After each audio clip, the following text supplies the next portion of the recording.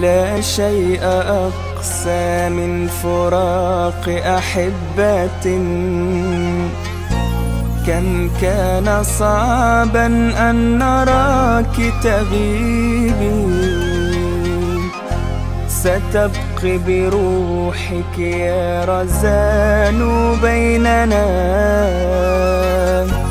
لا عيش دونك في الحياة يطيب.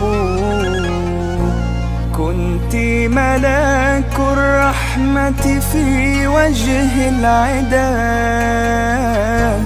لم تخش موتا، لم تهاب من الردى.